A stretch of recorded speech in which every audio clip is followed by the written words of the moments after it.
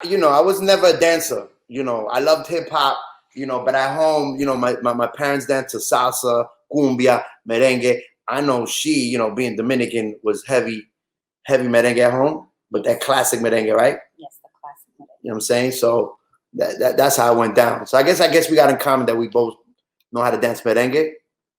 I know how to dance merengue. Hold up a second. Here we go. Come here, girl. Here we go.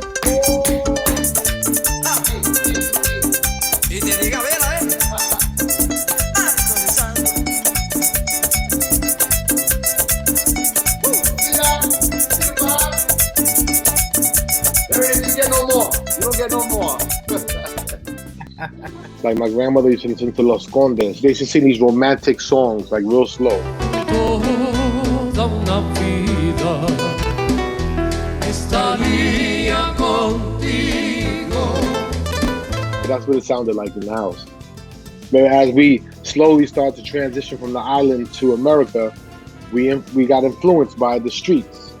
The Bronx, Brooklyn, Queens, hip hop. I learned how to DJ playing house music, playing hip hop music, those two at the same time. As the years came on, my name started getting bigger and bigger. It got a little difficult for me because I started getting branded as the Latin DJ, and I started to play reggaeton.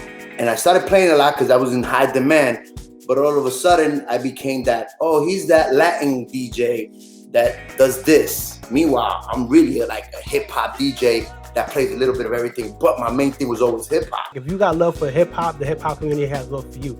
And that's how it's been from day one. Like, you could even look where I grew up in the Bronx, and everybody from every race and ethnicity was straight up rocking. If it was, we all like this KRS One record. It didn't matter where you came from. You knew the record, we singing it word for word, you know what I'm saying? Like, I think New York understands. I think in New York, we have a very unique relationship between being Latino and being Black. And part of it is recognizing that Latinos can be Black too. But being Hispanic was always a slight challenge, but always happened to remind people that we've been here since the beginning. So the fact that there was a cool DJ Red Alert to co-sign me and say that I was that good, the fact that I was B.I.G's DJ and I rolled with him, they had to say, damn, he had to be that good. When I first met Pitbull, he was the most hip hop, kind of underground, dirty, grimy, lyrical type of artist when I first met him. But as he grew, it felt like, he found his lane, which when I met him, he wasn't that. When I met him, he was with Little John doing that crunk sound. And that's what he wanted to do. But I guess he couldn't blow up just doing that. He had to find his niche, and he took off and he became global and humongous. But at the same time, I believe he had a struggle.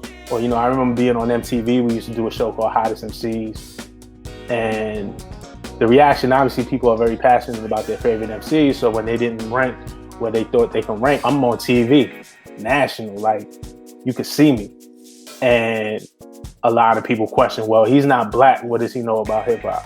My complexion tells you one story, man, but you come into my house, my family is Black, and it's something that I identify with, it's something that I connect with. It's something that's hard to explain to somebody who doesn't understand it or who doesn't want to understand it. But, so, that was hard to kind of face kind of that backlash or that criticism. But, you get over it. Like, I know who I am, and the community knows who I am. I ended up having to, co-sign myself, and then, DJ Threat was half Dominican, half Irish. Camilo was Colombian. L Boogs and Kast One were both Dominican. So before you know it, I started to see wow, there's this nice diverse group of Hispanic DJs who are really making some noise and who could be a part of this. Heavy so that was the vibe. Hitter.